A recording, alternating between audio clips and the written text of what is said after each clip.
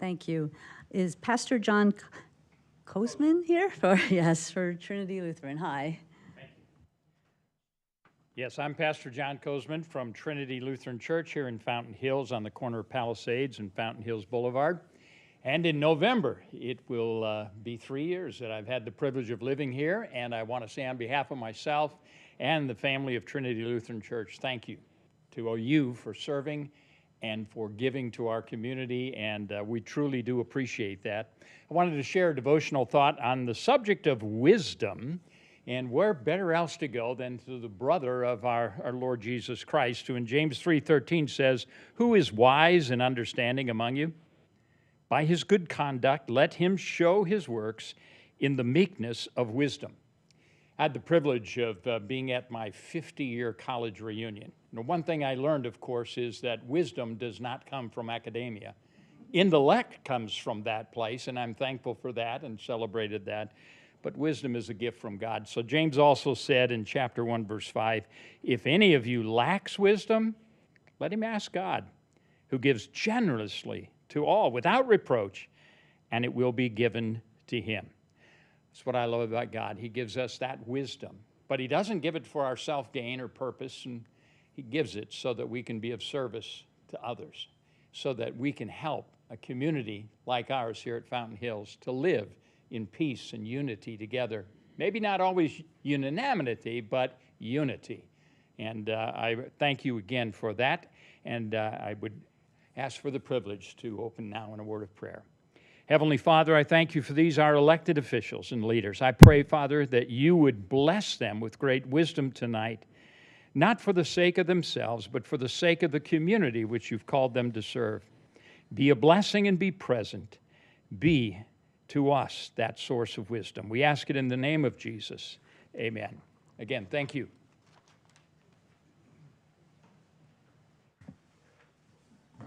Roll call, please. Mayor Dickey. Here. Vice Mayor Calavianakis. Here. Councilmember Friedel. Present. Councilmember McMahon. Here. Councilmember Toth. Here. Councilmember Skillicorn. Here. Great, thank you. And now I will read the statement of participation. Anyone wishing to address the council regarding items listed on the agenda or under the call of the public should fill out a request to comment card located in the back of the council chambers and hand it to the town clerk prior to consideration of that agenda item. When your name is called, please approach the podium, speak into the microphone, and state your name for the public record. Please limit your comments to 3 minutes. It is the policy of the mayor and council to not comment on items brought forth under call to the public. However, staff can be directed to report back to the council at a future date or to schedule items raised for a future council agenda. Thank you, Angela. Tonight we have the pleasure of Dave Trimble, and I don't know if you have a report or not, but he's here for our meeting. Thank you, Mayor. No report tonight. Happy to be here, pinch hitting for Rachel. Thank you. Apropos metaphor there. Hannah? Hi, well, we had quite a few different events in town, one being, of course, the homecoming game. I'm very sorry to our Falcons that it didn't turn out as we wanted, but it was still wonderful to see everyone there. One thing that I want to bring to the attention of the residents is that, last meeting, the council chose to leave our council seat vacant. That is currently vacant, and we, unfortunately, now have some attention on our town from Representatives Colladin and Chaplik, who wrote a letter to say when a vacancy occurred on the Fountain Hills Town Council, it deadlocked with respect to filling the vacancy via vote on September 17th, 2024. The council has not agendized the filling of the vacancy for October. As a consequence, it does not appear that the town council will ever fill this vacancy as it is compelled to do by law, but will simply wait until the winner of the election takes office. ARS Section 9-235, however, states, the council shall fill a vacancy that may occur, shall fill a vacancy. Accordingly, the council has no discretion to wait until the voters fill the vacancy, but rather is required to fill the vacancy itself, pending the voters' chosen candidate taking office. It's really unfortunate that our council has devolved to this point, but I felt the need to include it in my report as the community should be aware. Thank you, Mayor. We did have a busy session between the last meeting. We had our Oktoberfest here at the first time I think we've had it at the Community Center and the Centennial Plaza. So I was there working with the Elks Lodge in town, serving meals, and it was a lot of fun and pretty well attended. We also had the Fountain of Light ceremony right outside Town Hall here. I want to thank Bart Shea for his contribution. I see you out there in the audience. Thank you for your contribution to the base of that display. I also attended the Aid to Women Shelter. It was a big fundraiser down in Phoenix while I was in between meetings. I also attended the Fountain Hills Leadership Academy where the mayor spoke on Know Your Government. We also had a State of the County by Tom Galvin, and that was pretty interesting. He gave us a lot of facts and figures and what's happening in our county. We have a very successful county. They have a very healthy budget, as we found out. And then I went on a couple of business retention development calls with Amanda Jacobs. We went to CrossFit Fountain Hills, which is really cool. If you haven't been there, you got to stop by there. They have quite a workout routine there. And then today we went to Adaro Scottsdale, where we went with David Barnett. There's new ownership happening up there, and they're really interested in doing a lot with the town. So we're looking forward to a good partnership with them and working on things in the future to help them and the town. Thank you. I thought that when we're asked to come up here or asked to speak, it's on statement of participation, and I object. Your very inappropriate comments. It has nothing to do with your participation, and I don't think it's appropriate for you to take advantage of the situation like that. I'm going to be brief. I also attended the Chamber State of the County. It was excellent to learn how healthy Maricopa County is. I attended our dementia-friendly committee meeting, and we are planning for another successful summit in February. The Valley Metro Board meeting, updating finances, East Valley Partnership, infrastructure, committee meeting where we talked about the freeways and the additions and the need to vote in Proposition 479. The Fountain Hills Women's Club. We had a great Oktoberfest this weekend. It was really, really fun. It was in the new Centennial Circle that worked out really, really well, and it was good to have it inside because it was so hot. And also, I also attended the Fountain of Lights ceremony, and it is a beautiful fountain. It is, if you haven't been and walked by it yet at night, it is very, very pretty. It's on Avenue of the Fountain just outside Town Hall. Thank you. Thank you, Ms. Mayor. Thank you, everybody, for being here tonight. I noticed we have kind of a light crowd tonight, so I guess baseball playoffs take precedence over town council meetings. I'd like to greet everybody on Cox Channel 11, YouTube, of course in person, and live streaming to our town council meeting tonight, where we discuss the town's business. Thursday, September 19th, I also attended the State of the County breakfast given by the Maricopa County Supervisor, who's currently the chairman, vice chairman of the board. He gave a very optimistic report on the state of Maricopa County. It was a wonderful thing to hear all the great things that they're doing. I won't recount them here because they're too numerous, but it was a good report, and thanks to the Chamber of Commerce for sponsoring that. We also did the Fountain Hills Leadership Academy, Know Your Government, 2 weeks ago, but since the last council meeting, where all of our town staff, the mayor, town manager, and all of our staff gave presentations to the future leaders of our town. The Leadership Academy is a very important component to our town. It's a pipeline to our future leaders, a pipeline to our commissions, our boards, our town council, and possibly the mayor's office. And so I support that. This week is going to be the Fort McDowell Yavapai Nation tour. I helped put that one together, and I will be attending that session with the class this week. Again, Wednesday, September 25th, we did have the Fountain of Light ceremony. Thanks once again to Brian Schrader, the artist, for doing a great job and adding such a beautiful addition of art to our town. Like Jerry said, I want to thank Bart Shea for his one more generous contribution to our town. That's what it's all about, and we really appreciate that kind of community spirit. The 26th, I had the pleasure, since the mayor was busy, to conduct the go to the Aesthetic Elegance and Wellness and do the ribbon cutting ceremony. It's on Avenue of the Fountains, and it's a kind of like a beauty boutique. A lot of procedures they do there. It's developing a more beautiful you on the inside and out. And so if you haven't stopped by, go there, talk to Ellie. She's a wonderful person. I did go on the 26th, the same day after the ribbon cutting, to the school board forum that was at the Chamber of Commerce too. There we got to hear from the candidates that are running. We are extremely fortunate in this town to have such a great talent pool for our school board. Dr. Rich Rakowski, Dr. Ann Evans, and Kim Duckworth, who's a concerned mom that has children in the school district, all shared their thoughts about the school district. And those are 3 winners. We can't go wrong. So I'm really glad people are stepping up and volunteering for school board.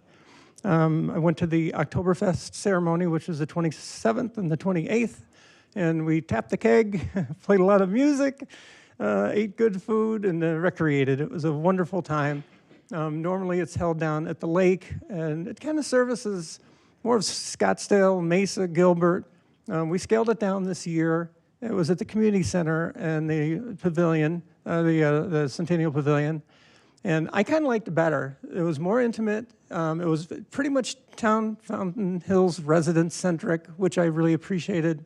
And it was charming. And so that was good. I hope we keep doing it there.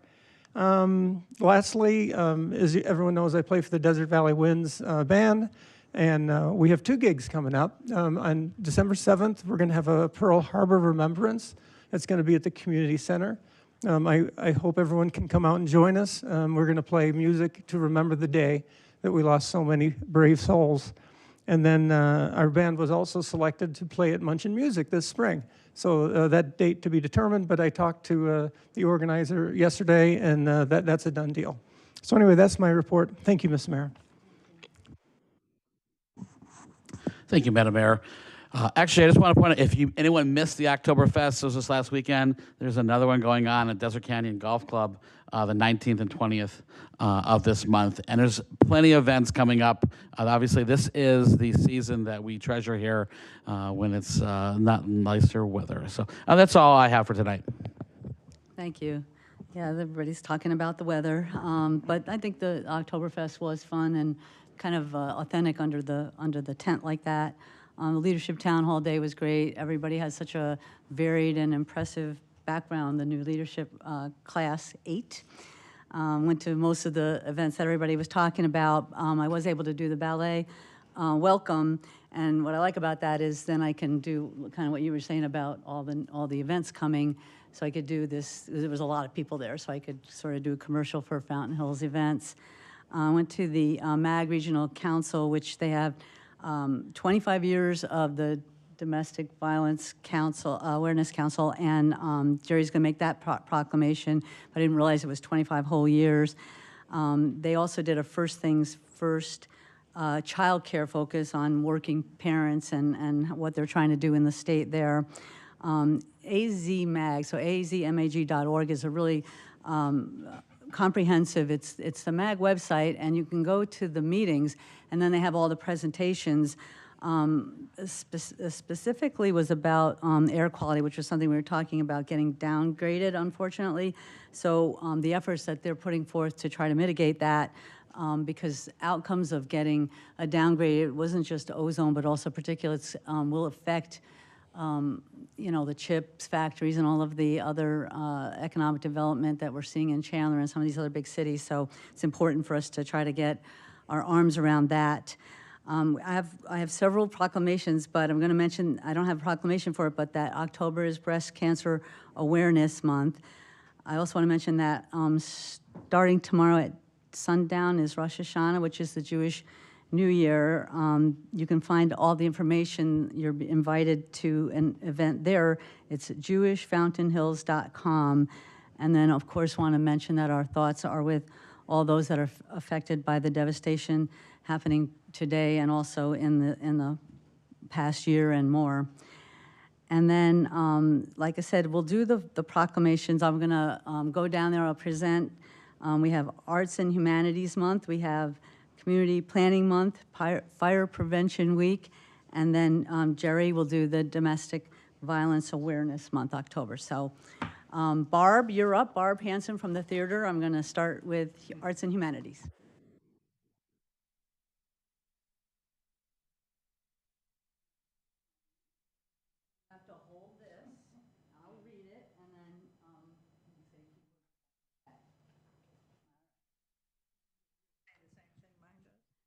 Yes, it does.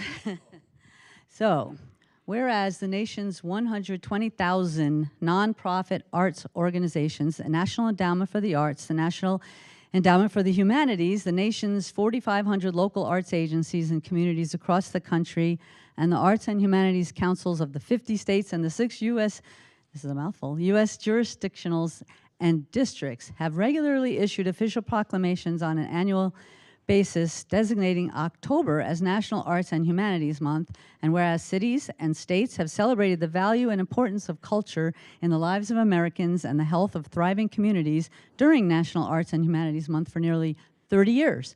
And whereas the humanities help diverse communities across the United States explore their history and culture, and the arts and humanities embody much of the accumulated wisdom, intellect, we just were talking about that, right? And imagination of humankind, enhance the enrichment and the lives of Americans, and play a unique role our families, communities, and country.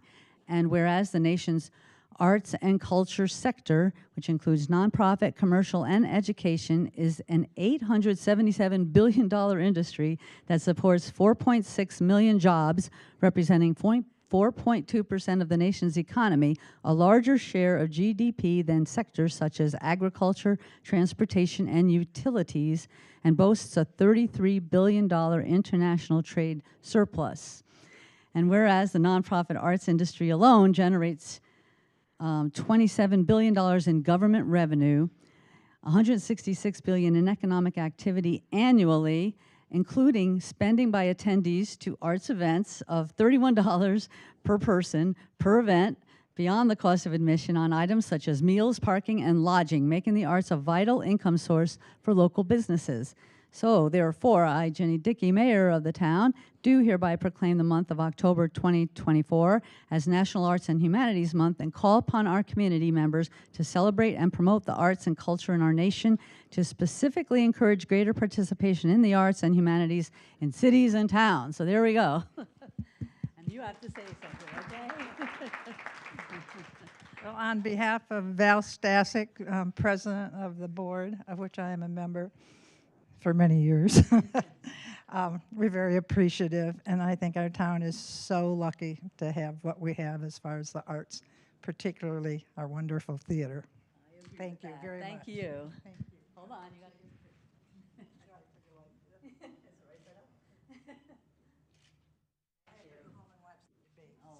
Okay.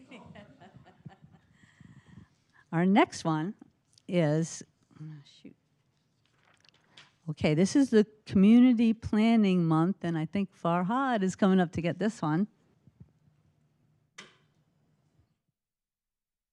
Thank you. You're wearing your purple, that's good. You get the honors there, and I'll read it. So, whereas change is constant and affects all cities, towns, suburbs, counties, boroughs, townships, rural areas, and other places, and whereas community planning can help manage this change in a way that provides better choices for how people work and live, and whereas community planning provides an opportunity for all residents to be meaningfully involved in making choices that determine the future of their community.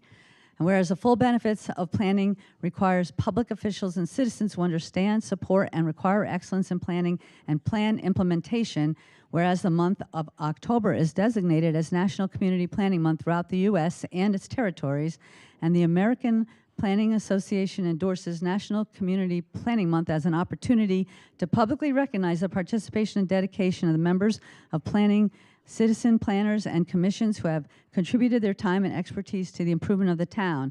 And we recognize that many valuable contributions made by the professional community and regional planners of the town of Fountain Hills, and extend our heartfelt thanks for the continued commitment to public service by these professionals. Therefore, Jenny Dickey, Mayor of the Town of Fountain Hills, in conjunction with the celebration of National Community Planning Month, hereby do proclaim the month of October as Community Planning Month. Thank you. Okay, you going to say a few words? All right.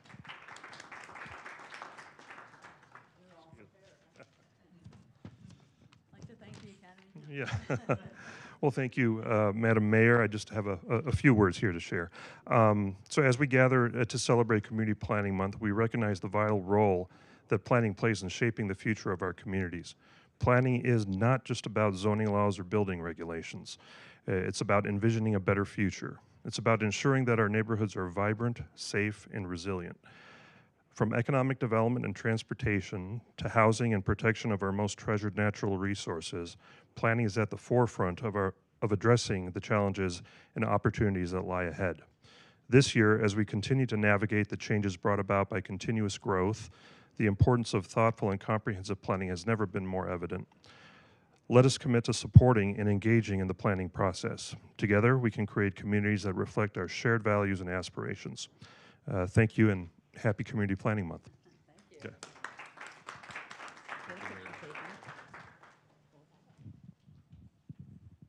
All right.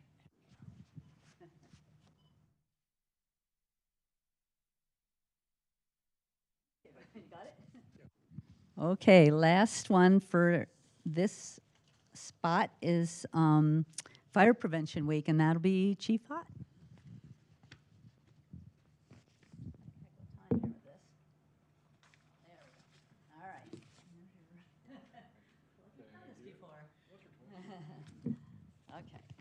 Whereas Fountain Hills is committed to ensuring the safety and security of all those living in and visiting our town, fire is a serious public safety concern both locally and nationally, and home is where people are at greatest risk from fire. Home fires killed more than 2,700 people in the United States in 2022, and fire departments responded to 360,000 home fires, whereas roughly 3 out of 5 fire deaths happen in homes with either no smoke alarm or with no working smoke alarms, which cuts the risk of dying in half. Whereas smoke alarms alert you to danger in the event of fire, in which you may have as little as 2 minutes to escape. The residents should install smoke alarms in every sleeping room, outside each separate sleeping area, and on every level of the home. And whereas residents should make sure their smoke alarms meet the needs of all their family members, including those with sensory or physical disabilities, and should test smoke alarms at least once a month. And whereas residents who have planned and practiced a home fire escape are more likely to survive. And whereas first responders are dedicated to reducing the occurrence of fires and injuries through prevention and protection education, and residents are responsive and able to take steps to increase their safety. And whereas the 2024 Fire Prevention Week theme, Smoke Alarms, Make Them Work for You, serves to remind us of the importance of having working alarms in the home. Therefore, I, Jenny Dickey, Mayor, do hereby proclaim October 6th through 12th at 2024 as Fire Prevention Week throughout the town, and urge all to make sure their homes have smoke alarms and to support the many public safety activities and efforts of Fountain Hills Fire and Emergency Services.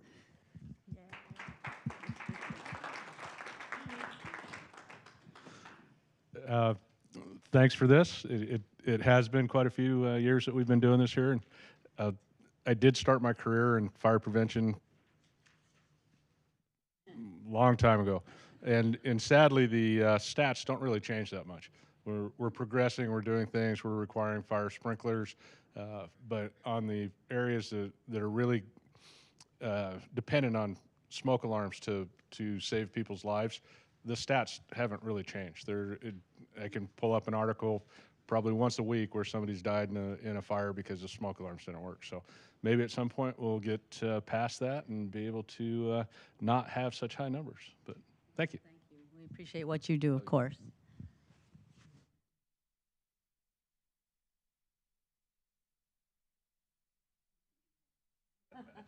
Thank you. Thank you, Chief.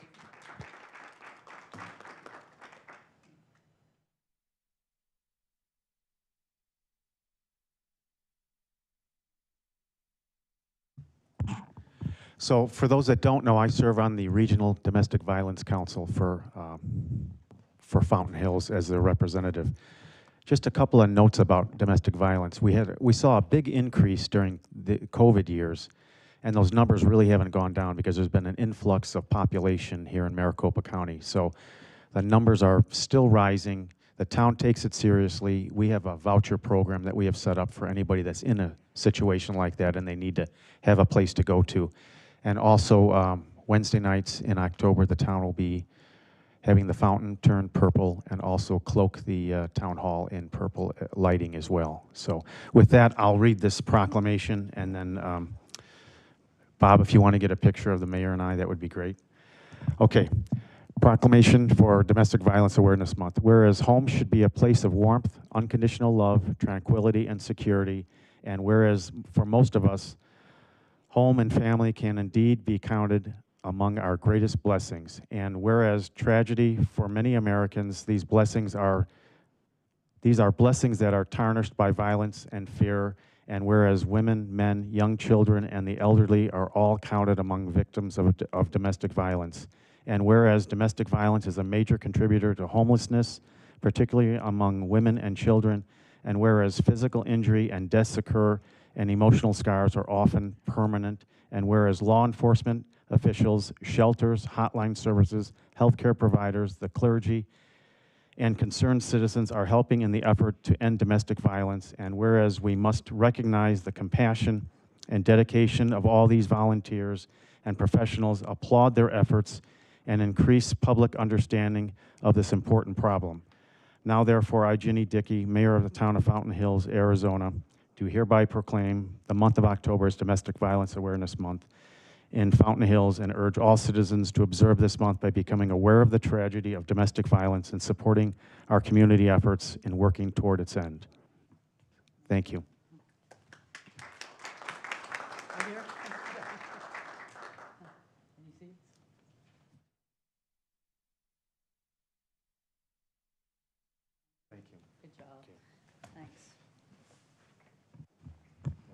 We appreciate, you know, these proclamations, we get requests, and we like to honor them when we can, and a lot of times we'll get folks who want to come and get them, but we're happy to do them even if someone can't come, so thank you.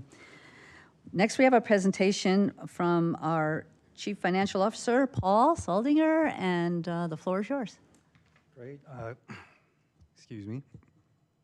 Good evening, Mayor, Vice Mayor, and Council members. Tonight, I'll just be doing a brief presentation just to give you information on our fiscal year 2024 quarter 4 and full year revenues. Most of the presentation will be positive, but there are some headwinds to consider for this current fiscal year that I'll discuss in depth.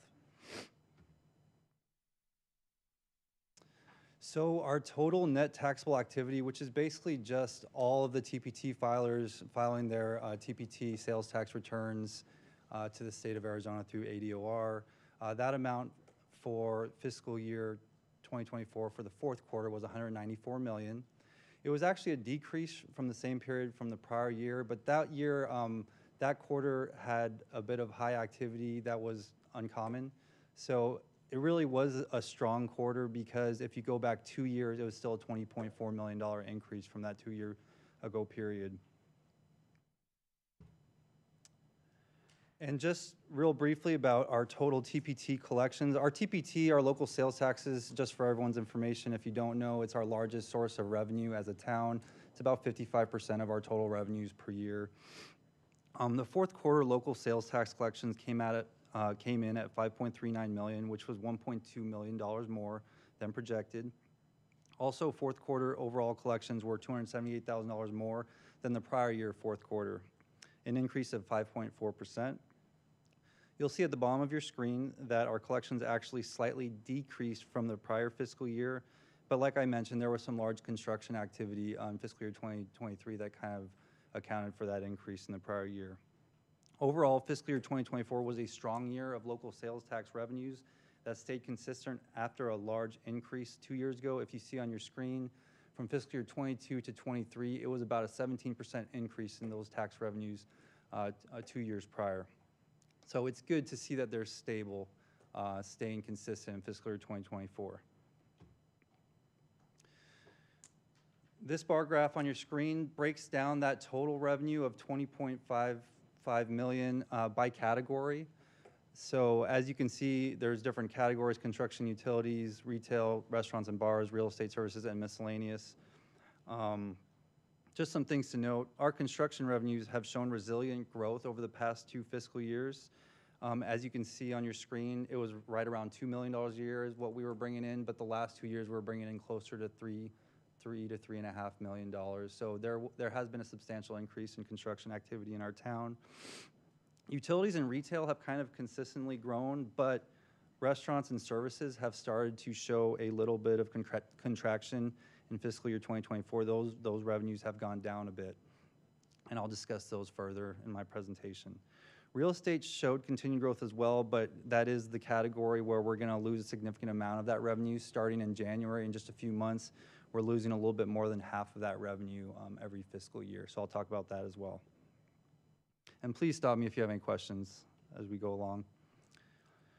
Retail sales, the town's fourth quarter retail sales collections came in at $2.78 million, which was $190,000 more than projected. Also, fourth quarter overall collections were $24,000 more than the prior year fourth quarter.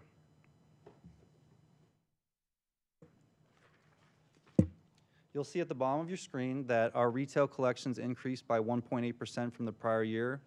While it's positive to see growth, like I mentioned, there are some headwinds within that amount to consider in this category, which I'll break down on the next few slides. So when we look at retail sales taxes, if we take out the food sales, we see a little bit of a different picture. There was still, as you see on the bottom of your screen, there was still a 1% increase for the full fiscal year. And the town collected $8.5 million for that full year compared to the previous year of $8.4 million. But if you get down a little bit more into the nitty-gritty and you consider kind of the microeconomics or the differences within the certain categories within that amount, there's also a remote sellers category. And as you can see at the bottom of your screen, our remote sellers sales tax has gone up quite a bit, almost 14%. So that's really the crux of the increases of our retail sales increases. If you take out that and the food tax, our actual in-town retail sales taxes have slightly dipped. So this Paul, may be, Paul, oh yes. What's the purpose of removing those things, those items, as far as, what is the meaning of that? I actually got a request from a local business person to break that out, and they thought it might be interesting information, and I thought it would be helpful to see that, because when I looked at it myself, it kind of did tell the story that there are more people spending money online. There's a little bit less people spending money in our town. So it's important, I think, for council and mayor to know in this presentation. Thank you for the question.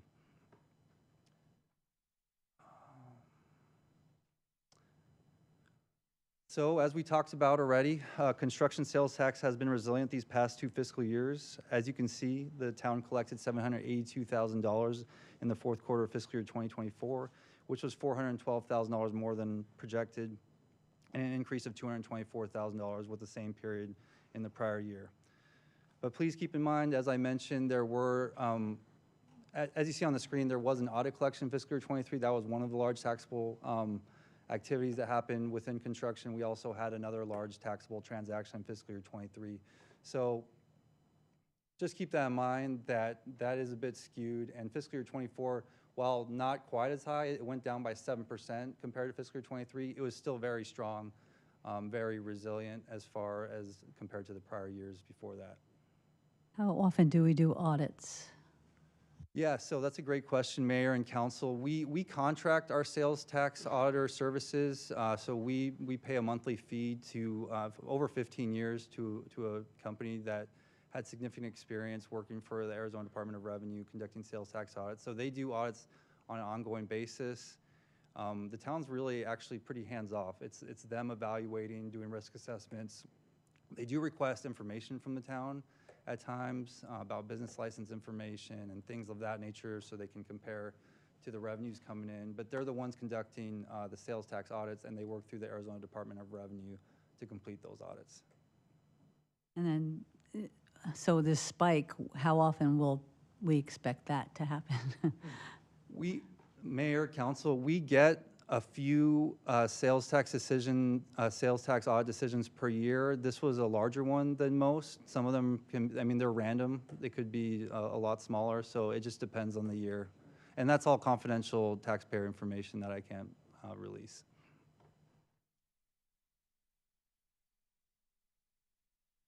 Utilities and communications, it's pretty consistent. You'll see that it's risen a bit above projections. We collected $355,000 in the fourth quarter of last year, which is about $57,000 more than projected. Real estate, you'll also see that the real estate tax collections have shown steady increases above projections, but this is the category where the town will be losing a significant revenue stream starting in January in just a few months, which I'll go into on the next slide. Specifically because of the state's recent elimination of the long-term residential rental sales taxes, the town will no longer receive that revenue, which is more than half of this category in a few months. For fiscal year 2024, the town collected about $1.35 million in this category, an increase of 7.4% from the prior year. So we talked about during the budget season, we talked about how much we may be losing. I want to kind of provide you the information on the actual revenues we received the last 3 fiscal years in this category. So within the rental category, we've collected between $540,000 to $769,000 per year of this revenue, which we'll no longer receive. We've already considered that in our fiscal year 2025 budget that we're in now, and we'll also consider that in our fiscal year 2026 budget, but I thought it'd be important to just highlight this information for you.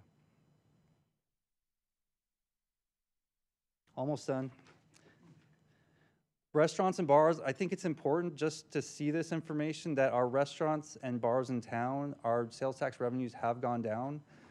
Fiscal year 2024 was a decrease of 4.3% compared to the prior year.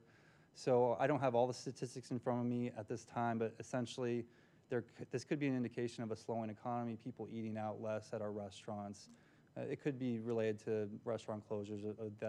I'm just speculating at this point on that, but something to keep in mind, people are eating out less within our town. And lastly, for sales taxes, our services category, it's also showing headwinds. Although the town, you'll see that big spike towards the right of your graph. We had a big month a couple months ago where we brought in a substantial amount of sales tax revenue in this category. The town actually received less revenues in this category compared to the prior year. It went down by 3.2%. So this category is basically hotels, short-term rentals, golf, leisure type activities. So it could be another indication of a possibly slowing economy, people spending less money on leisure type activities. And that's all I have for sales tax. Any questions before I finish on state shared revenues? Thank you, Madam Mayor. CFO Dunger, I'm just kind of curious, or there's a little bit of conflicting stuff. Obviously, we're doing very well with the Wayfair collection, but I'm actually kind of surprised. I would have thought, because with inflation, prices are higher, and since we're paying, sales tax is a percentage of what people pay at the stores, it does appear that people are spending or buying less at the stores. I mean, if you buy a pair of socks a year ago and you only pay a certain percentage on that, and then now the socks are more money and you're paying that same percentage, we're going to collect more sales tax, but they're obviously buying fewer pairs of socks. But also, it seems like SDR, short-term rentals, there's a reduction, even though now we can collect that, but that industry has taken pretty much a dive right now. So it is interesting to see that conflicting information. I don't know if there's any other projections on some of these, where they're going to go, or if it's just we're going to kind of wait and see. Yeah, Mayor, Councilmember Skillicorn, that's a good question. So every around December to January, that's part of my responsibility as doing the projections of revenues for the next fiscal year. And so that will be done. I provide that to the town manager, and then we discuss it during the budget sessions. So I'll be sure to highlight some of those projections during that time, probably in the February to March timeframe of next year.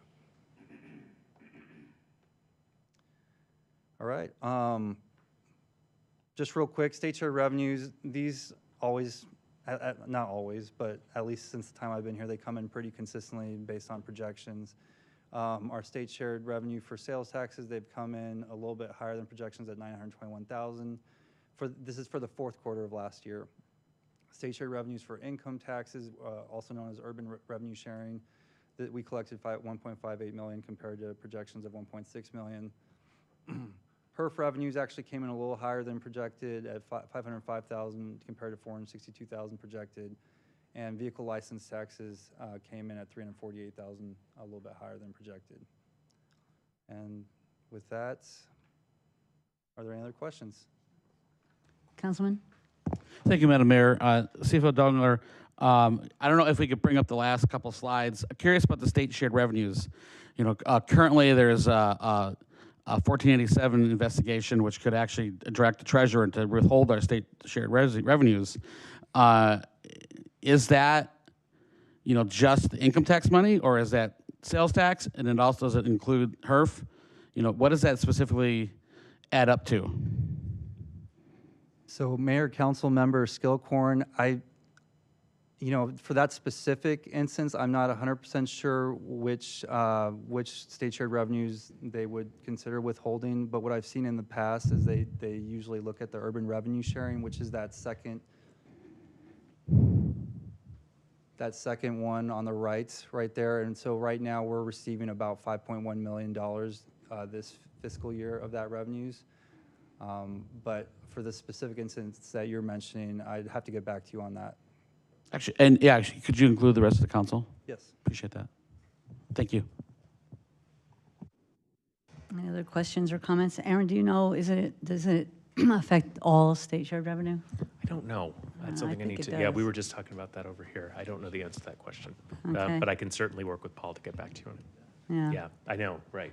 I think it would, but. And was the flat tax in effect all last year as well, or just this year? Yeah, so Mayor, Council, it went into effect last year, but that state share revenue is kind of odd. It's a kind of a 2-year lag because they based it on income tax revenues that the state collected 2 years prior.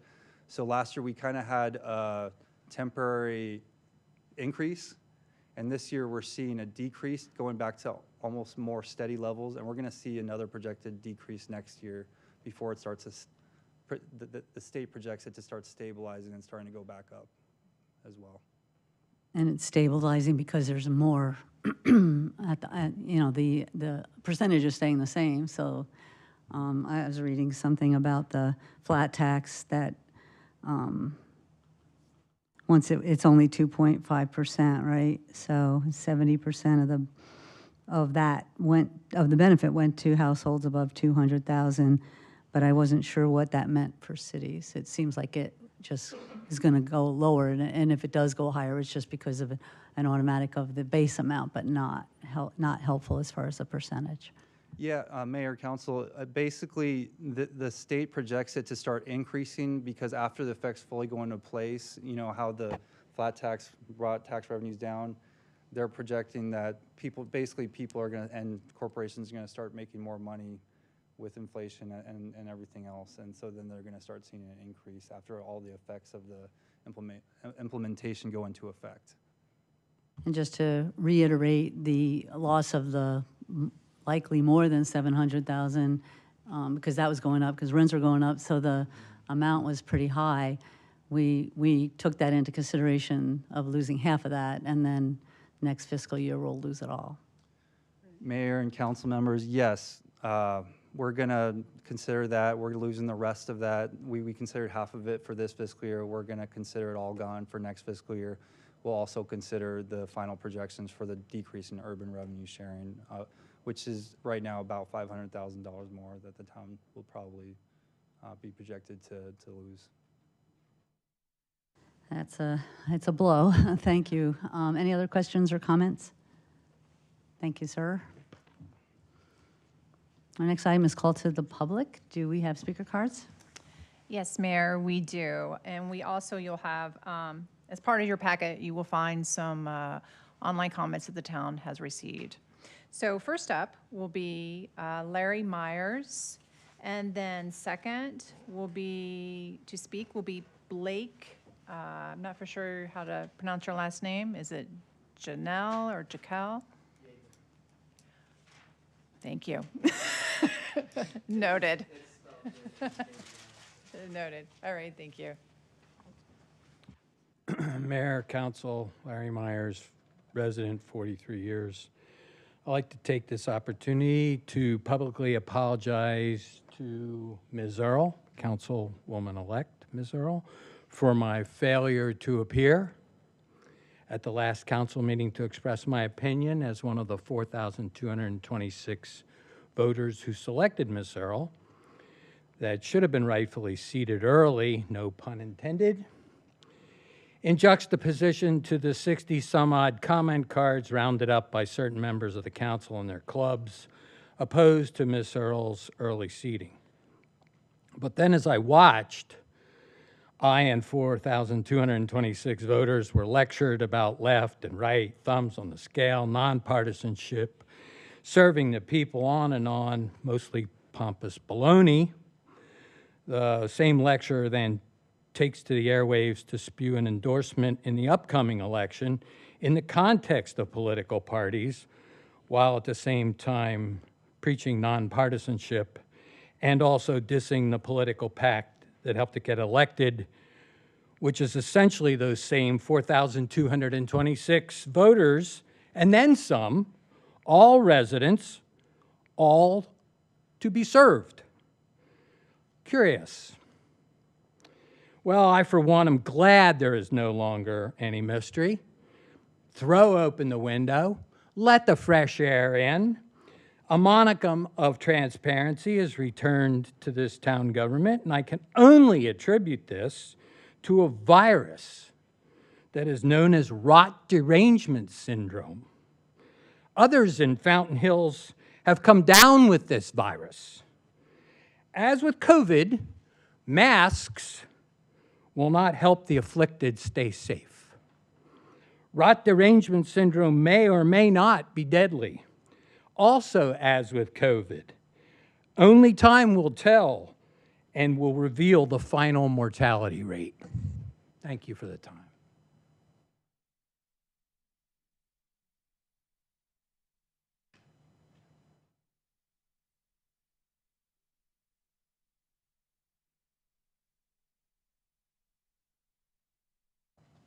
Hello, my name is Blake Gagel. I'm a Newtown resident. I bought up in North Heights a year ago, June. I'm here today. The topic sentence would just be, I think the town, the community members, the people who police it deserve a tool. That would be a city ordinance violation for a dog off leash. We don't have one. We have one that is a misdemeanor ticket for dog at large.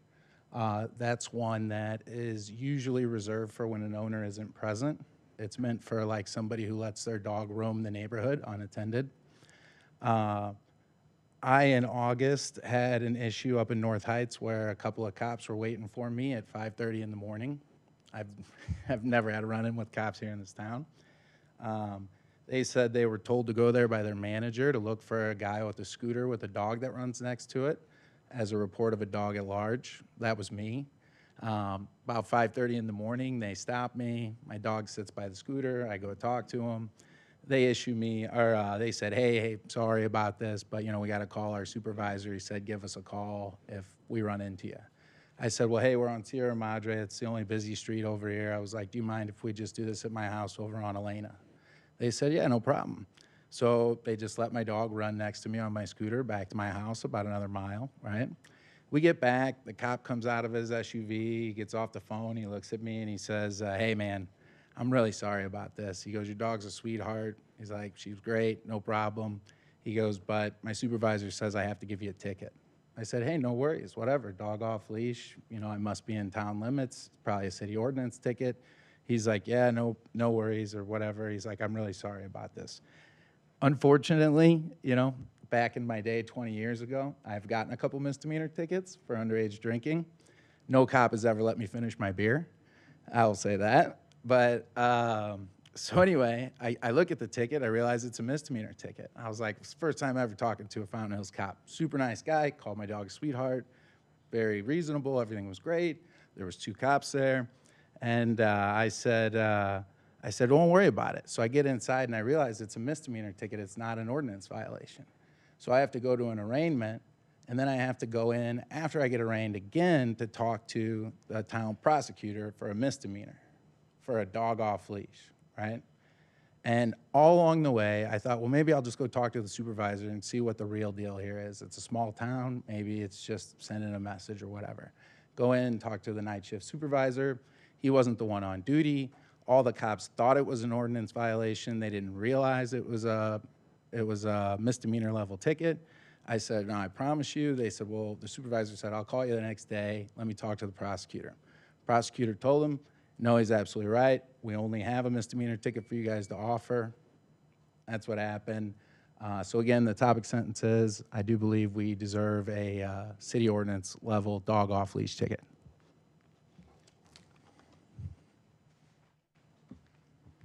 Okay, next we have Crystal Kavanaugh, and to follow, Bart Shea.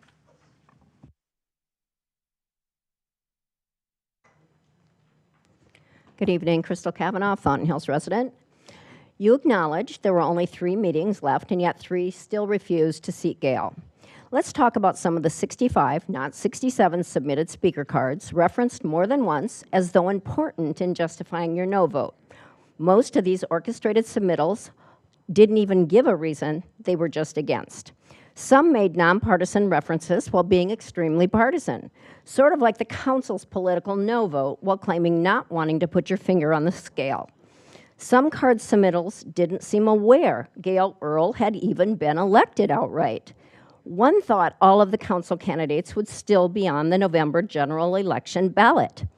Councilwoman McMahon, are you paying attention to my call to public? Excuse me.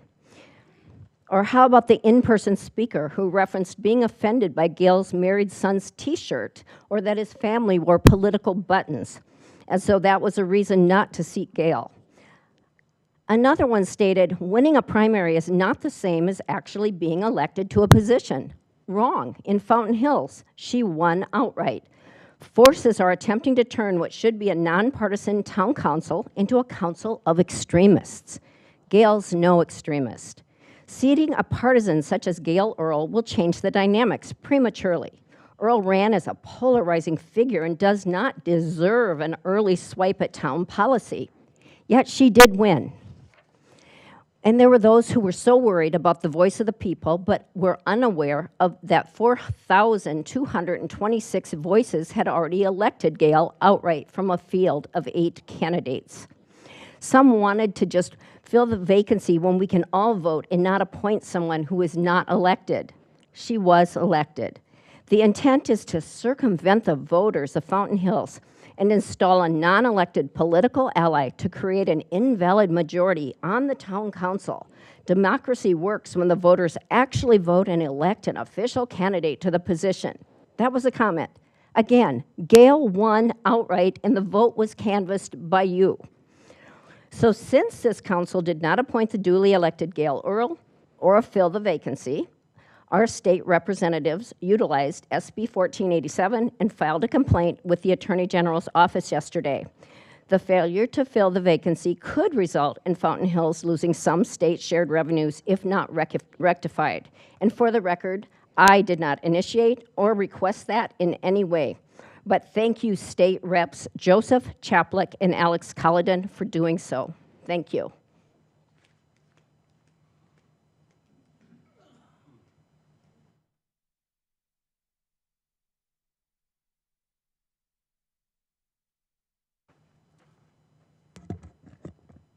Evening, Mayor, Vice Mayor, council members, City Attorney, Town Attorney.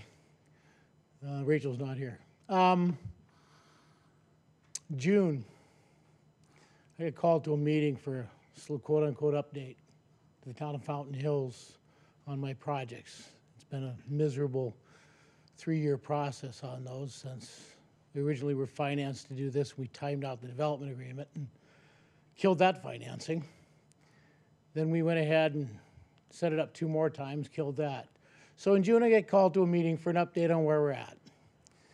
Blindside, I asked what the agenda was in the meeting multiple times, was never told of an agenda. Got here, was blindsided, and then blackmailed into signing off my rights under my estoppel, which I had, which I'd sent to the new round of financing, which the town would not confirm with the new financing till I met with them. and then they removed the estoppel. Ironically, after they removed the estoppel, they told the new finance company that I didn't have an estoppel after I'd already sent it to them. Round 3 financing gone. So I'm blackmailed into this, signing this document. Came back here about 2 weeks ago, about a week ago, and I asked for my estoppel to be reinstated. I don't want to go through litigation. I don't like doing litigation against this town. If you didn't hear earlier, I put a lot of money into this town, doing it freely, of my own free will, including the Oktoberfest that just went off. $2,000 on that, and they parked on my property to go do it. All of that being said, I came to council, mayor, vice mayor, Mr. Fidel was there, Councilmember Fidel was there, the town attorney was there. I said, hey, I don't want to get into this whole Prop 207. I don't want to make you guys liable for this. I don't want to get another lawsuit. Could you just reinstate my estoppel? Give me my rights back. Because under the law, yeah, I had them and you took them away. I know the town attorney doesn't believe that I lost them, but my attorneys all do. It's about $24 million that the town just became liable for because we decided we didn't want to give me my rights back. Because why? Because somebody in staff decided I didn't fulfill some of the obligations inside the development agreement. That's inaccurate. He said so in court that he has no concept of when it starts. And the only reason they weren't fulfilled is because he decided not to grant permits, ever. So please reinstate my estoppel. Please do that before I give a notice of claim. And it's going to be in excess of $23 million to the town of Fountain Hills. And I know the town attorney doesn't believe it's real. Well, I guess we'll find out in court. Thank you.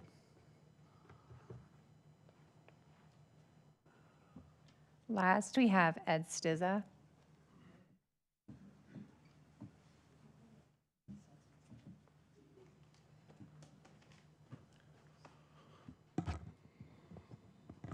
Good evening, Mayor, Town Council, staff, Aaron. I hope everybody had a great summer. And I just got back into town after being gone for about almost 2 months. And I was able to watch each and every one of you, each and every time, and also to listen to a bunch of people reporting on what has happened in this chamber, in these 4 walls. Boy, it's just amazing. I am absolutely in shock. I tried to explain to people what your actions were and who you were. And I found myself just absolutely, it was unbelievable trying to describe how each and every one of you make your decisions. I just want to say thank you to Hannah, Jerry, and certainly Alan for trying to bring some sort of common sense to the decision-making that's been done over the past couple months. And just like one of somebody else had just said, you know, I'm watching Peggy McMahon right now absolutely not pay attention while every one of you have your eyes focused and listening to what's going on. The arrogance level is appalling. The narcissism that 3 of you up there have created within our town, you are to blame for. And all your followers that are writing stuff not only online but out there talking about, you guys have caused your own problems. I took time to go to your civility meeting the last one you had, and let me tell you something, you are more than hypocritical. It's appalling what you tried to push in that meeting. And for you to sit up here and preach, you guys are supposed to be representing the residents. And you haven't done that. You haven't done that. I'm sorry. These 3 are listening, Hannah, Jerry, and Alan. And right, wrong, or indifferent how it's presented to the actual public, I'll tell you what, it's time for a change, you guys. It would be nice for you gracefully to step down.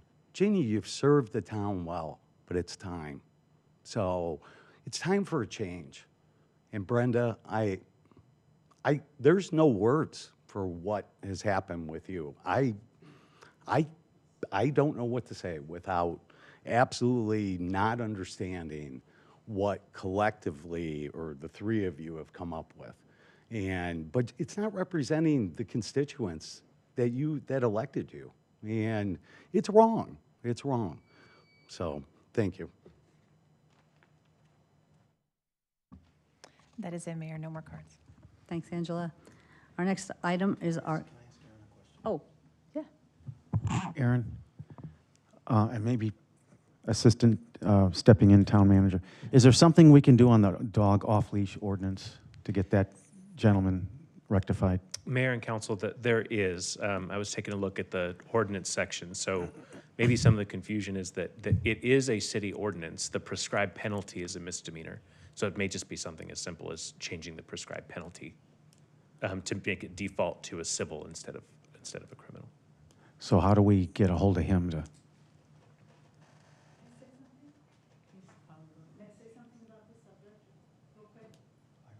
That's up to the mayor. Okay.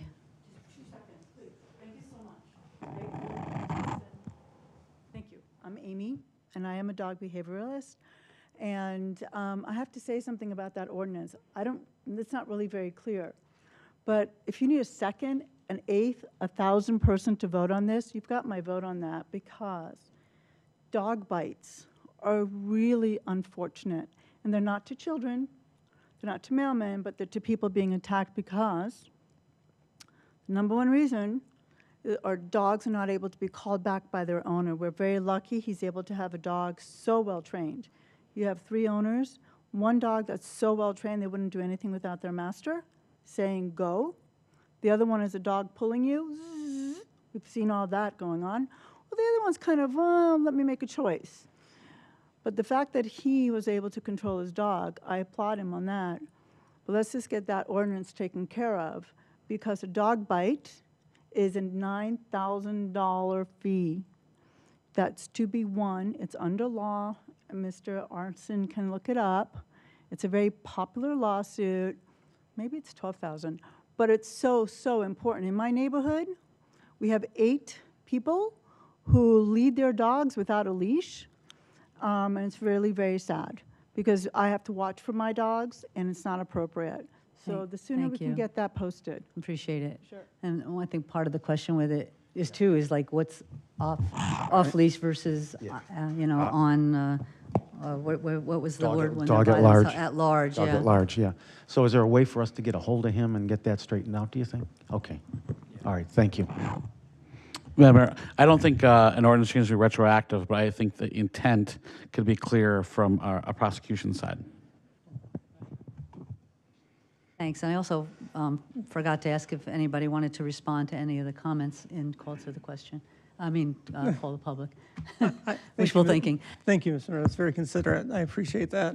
Just say a couple very brief words regarding this 1487 action. Alex Cullen did call me before they filed it, and I did a review of it. That's going nowhere. We have a reasonable amount of time to fill that seat.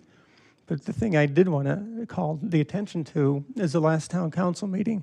The only person on this dais that wanted to fill the seat and reached out to former community leaders and trusted business leaders to put somebody in the seat that I was hoping to get a 6-0 vote on. I was vilified by Councilwoman Toth and Councilman Friedel, claiming that I was going behind the back of this council. I was doing my job. Had they followed my lead, they would have never filed the 1487 action, because we would have been pursuing, which I was doing because that is my job. It is my job, Jerry, because it's a job of the council.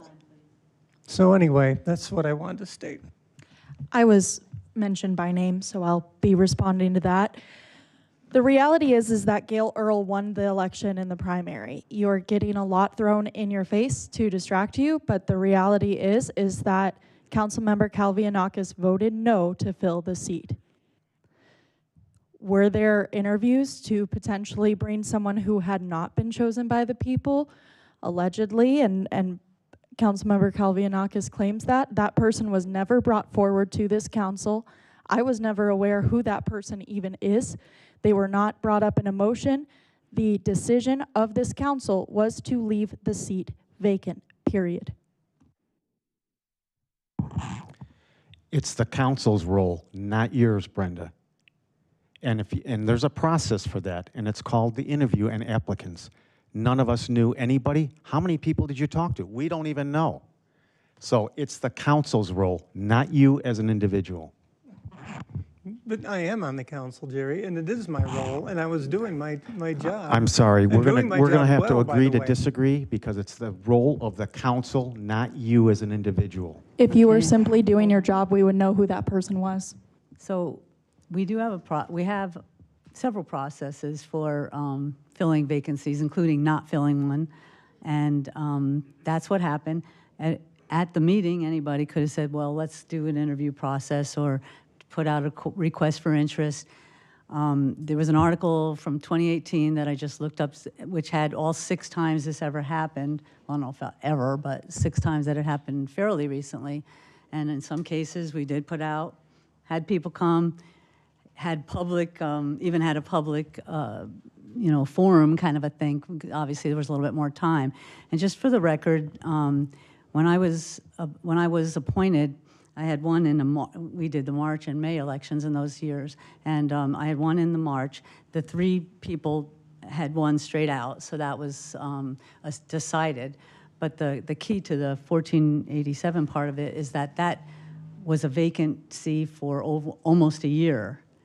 And now Senator Kavanaugh was on that same council that didn't fill that vacancy from May of 2005 until April of 2006.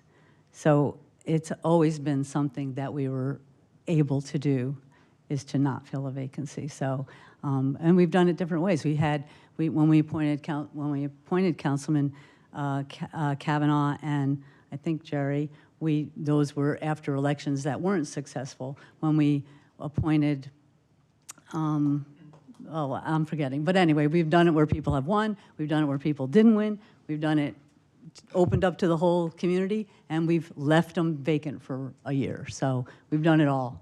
And I just want to set that straight because of this 1487 discussion going on. And May I ask a question? Yes. Was that ever after a primary when we have someone who's about to fill the seat? Have we ever left a vacancy after an election where someone is due to fill the seat? I don't know. I would have to check, but The it doesn't answer really is no. matter. You don't know that. But, and again, if you want to, and not to put a big focus on you, but, 4,000 votes, we had an election, 10,000 people voted. Some of us take things differently, and that's what happened. And we only have a couple more meetings to go, and I think we'll be fine. Anyway, let's move on to the consent agenda, please. Can I get a motion? So moved to approve. Second. Roll call, please. Councilmember Toth. Aye. Councilmember Friedel. Aye.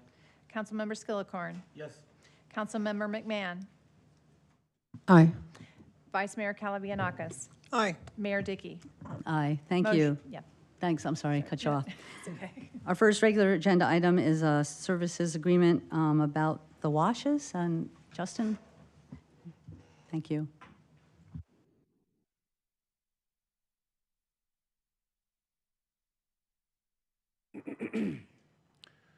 Madam Mayor, council members, wash maintenance in one form or another began shortly after incorporation. As the town has moved forward with technology and other innovations, so has the wash maintenance. There are a few things that have remained standard. In the beginning, the intent was that they would maintain the areas where we had under road crossings or over the road low flow crossings to keep material and sediment out of those areas to prevent any flooding issues. There have been a couple of minor changes to that, included but not limited to the eradication or the attempt to eradicate non-native species, primarily all the different species of palm trees, and another one that is a challenge is salt cedar.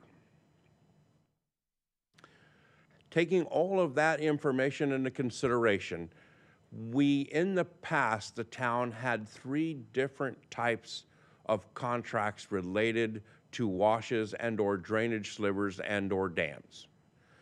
Staff has not been before the council in approximately 8 years to discuss wash maintenance contracts because there was a long-term 5-year contract, and then there was some issues related to that agreement. The pandemic affected that, and coming out on the other end, we simply had to terminate the agreement.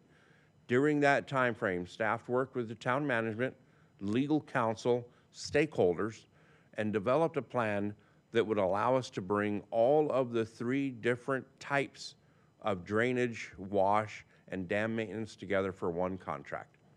That's what we are here to discuss tonight. I've put together just a short PowerPoint to point out a few things. It's important to note that wash maintenance is not come in and clear cut everything and remove all of the vegetation, native or non-native or invasive species. The intent of wash maintenance, which can be viewed in the ordinance referenced in the staff report, is to ensure that we have adequate drainage primarily and also mitigation measures related to the potential or the possibility of wildfires. We're going to spend just a moment to discuss fires. The direction from the chief in the back of this room and the fire marshal is that we help to eliminate or minimize ladder fuels.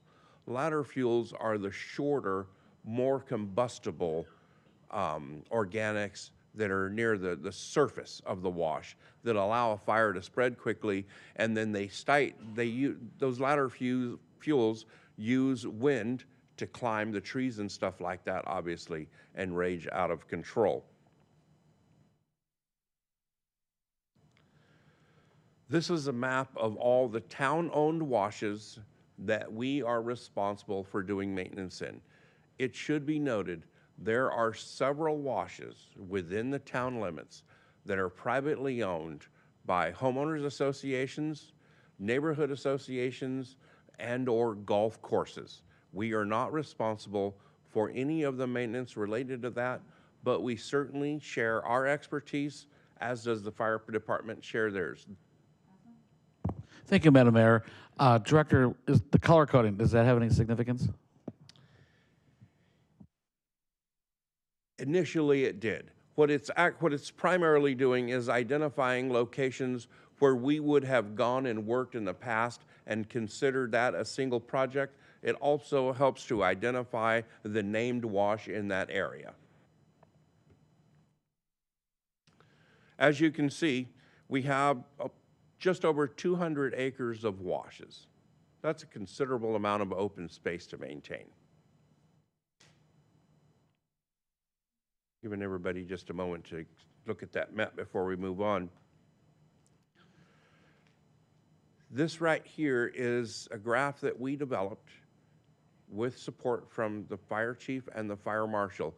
And the reason we're showing this tonight is over the past several months, but certainly over the past few years, people call and share their concerns related to the fire dangers and materials that are growing in the wash. This right here shows the defensible space. A defensible space is 30 feet from the inhabited dwelling. There's some miscommunication related to 30 feet from the fence or 30 feet from the front setback or the back setback. No. In fact, it's 30 feet from the dwelling, the occupied dwelling. When we come in and do wash maintenance, if there are materials that are hanging over back walls and fences that are actually on the town's property, we will take some measures to eliminate those, but oftentimes we don't. We also do not clean cut or remove the majority of the material that is on the slopes.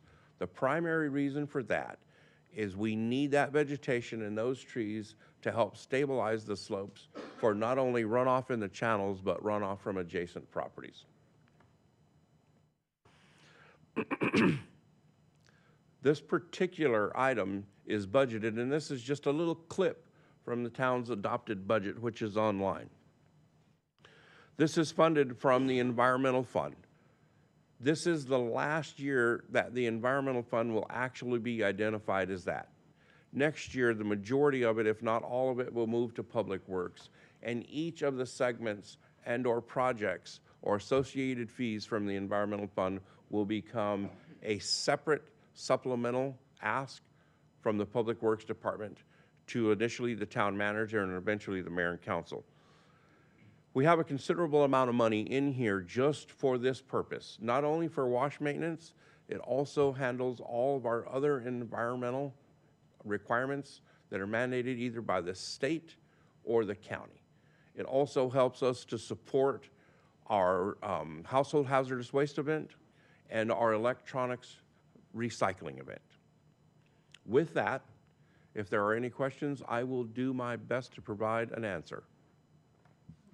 Thank you. I'm going to ask if we have any speaker cards first. Mayor, the town received one written comment with a position for. Okay, thank you. Sure. Questions for this item? Councilman? Thank you, Madam Mayor. Director, I don't know if you saw that written comment had been mentioned, fire and, invasive species. I know specifically we're not just looking for invasive species, but that's something, I don't want to add to the scope of this, but that's something that we also should communicate to the vendor, is that part of this, if invasive species a lot of times are the flammable ones, that's something we want to, be aware of and try to eliminate as much as we can without changing the scope of the contract. Madam Mayor, council member, that is clearly spelled out in the scope of work. It was included in the scope that was released in the bid, and it's also in the contract document and the agreement related to that. I think it's important to note, and that was a good question, that town staff will be monitoring the activities of this wash maintenance every day, and this is not a year-round activity. Because of the environment that we live in, washes oftentimes have creatures and snakes and other things in them that are very, very active during the summertime and can be easily startled. Oftentimes, if you're walking in one of the washes, you may not be able to see 3 or 4 feet, maybe 10 feet in front of you. Imagine if chainsaws and chippers and stuff were running, you also cannot hear. So it's typically around October, November until March or April. Occasionally we'll go into May, but very rarely. It's all dependent on temperature. So it's a part-year project. You're welcome. I'd like to move approval of professional services agreement 2025-030 with Top Leaf Services in the amount of $210. Sorry. Second. Thank you. Roll call, please. Councilmember Friedel. Aye. Councilmember Skillicorn. Yes. Councilmember McMahon. Aye. Councilmember Toth. Aye. Vice Mayor Calavianakis. Aye. Mayor Dickey. Aye. Motion passes. Thank you. Thank you. Our next item is, I'm assuming, Chief Ott to come and talk about an agreement with the Town of Gilbert.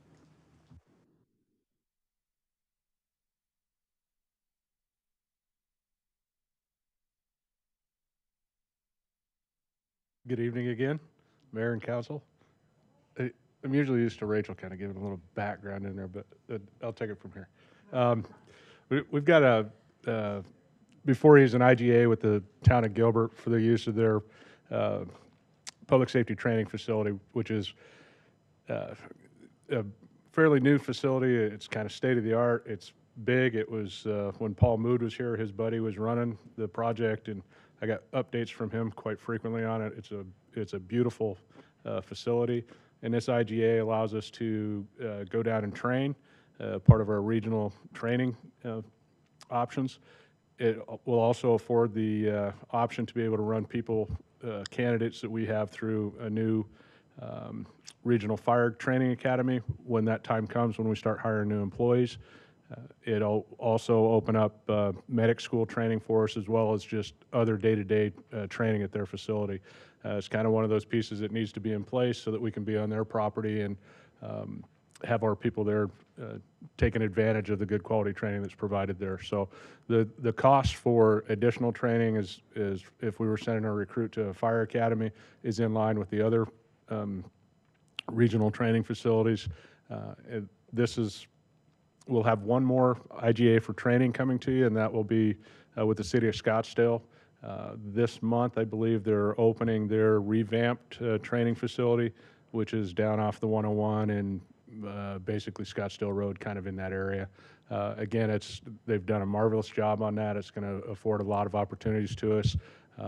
So we've got things that are relatively close to us with the Mesa facility, the Gilbert facility. Gripstick from Glendale, which we signed an IGA earlier this year on, is a little bit farther, but they also have good quality training that sometimes is only available at those facilities. So we are looking to get this one signed and in the book, and we're winding down on the agreements and IGAs with our local municipalities to kind of keep us rolling and keep all our opportunities open for us. So I would appreciate you. Thank you. Do we have any speaker cards? No, we do not. Thank you. Let's see, who's first here? Councilwoman. I was just going to make a motion to approve. Thank you. Second. Thank you. Roll call, please. Councilmember Skillicorn. Yes. Councilmember McMahon. Aye. Councilmember Toth. Aye. Councilmember Friedel. Yes. Vice Mayor Calavianakis. Aye. Mayor Dickey. Aye. Motion passes 6-0. Thank you. Thanks, Chief. Next two items are related, and I think Angela might be calling on you for this. Yeah. Yes, Mayor and Council. As you know, Rachel Goodwin is unable to be here tonight, so she asked me to pitch hit on this particular item. So, as many of you may not know, the Sister Cities Advisory Commission was formed in 2016. And it was formed in an advisory capacity just to support the Fountain Hills Sister Cities Corporation. Over time, our locally based Sister City Corporation has taken on most of the program's operational responsibilities. Effectively, they're overseeing the day-to-day operations and strategic direction of the Sister Cities program. So the role of the commission has become largely redundant.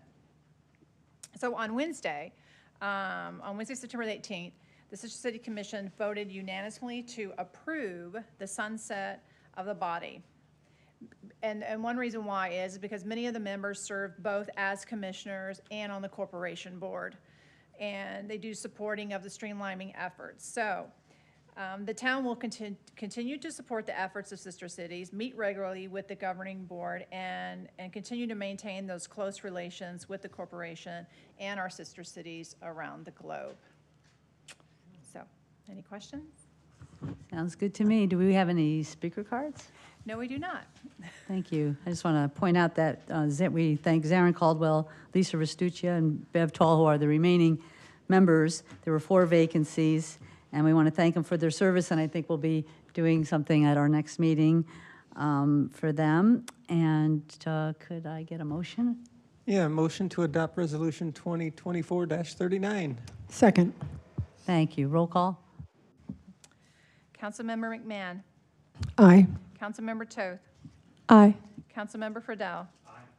Councilmember Skillicorn. Yes. Vice Mayor Calavianakis. Aye. Mayor Dickey. Aye. Motion passes 6-0. Thank you. Did we need a further explanation of the next item? It's just basically taking it off of the books? Correct. Did we have any speaker cards on that? We do not. Okay. Does anybody have any questions? Councilman Skilcorn? I was just going to make a motion to approve, Okay. Mayor. Second. Thank you. Roll call, please. Councilmember McMahon. Aye. Councilmember Toth. Aye. Councilmember Friedel. Vice Mayor Calavianakis. Aye. Councilmember Skillicorn. Yes. Mayor Dickey. Aye. Motion passes 6-0. Thank you. Thank And you. there's going to be an event on the 12th of October. So if you're interested in looking, that's going to be for all 3 sister cities. And it's at fountainhillsistercities.org. You can get the information for that. I think, so we talked about the off-leash thing. So I don't think there was anything else. Yes, Hannah. Considering the new information of the complaint and potential investigation by the Attorney General, I would like the council to reconsider filling the vacancy in order to not risk losing state shared funds. I have to ask Aaron about that, because is that considered a reconsideration of a vote? Yeah, so the reconsideration the time for that, at least, for reconsideration of the item proper, can't happen. What we can do as an alternative, and this is up to the council to decide whether you want to have it or not, is to obtain advice and counsel in executive session for, one, what your options are, because that would be clear legal advice that you might want in light of this, and potentially agendize that for action to direct staff. So that would be my suggestion. Okay, to be clear, the reconsideration, that doesn't matter with new information such as a legal threat. Well, I mean, if the council wants to take that step after getting advice and counsel, then sure. Okay. I'm just telling you that absent the council learning, you know what I mean, what your options are, that would be my suggestion. Okay, Okay. I'm for it. Okay. Do I need a second? No, we can do that. We'll do Okay. it. I think we have an executive session already for that night, Yeah. so we can just add this, I think.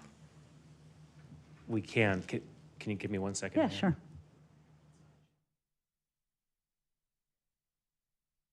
Yes. Yes, what? No. Yes, we have an Okay. executive session that night, and we could. And we easily can on. add this. Yes. Okay. Councilman, did you have something? Madam Mayor, just a clarification, are we, obviously there'll be executive session, but are we going to add that as an agenda item? So at least we're adding the executive session. If you want to put on, I'm trying to think of how to do this, because the rules say that you have ability to reconsider. It has to be done, one, within a certain period of time, and two, it has to be someone who, voted to the contrary position, wanting to change their minds to reconsider it, right? That's in our rules. So that's what I'm trying to make a way that we can, one, talk about it in each session, and if there's direction to be given to staff as a result of that, to have a public agenda item for that purpose. Is that what your question is, Councilman? Well, Madam Mayor, Attorney, is that specifically laid out in our rules that it has to be reconsidered? Or is that, can it be considered a new agenda item? No, it's specifically laid out how motions for reconsideration work.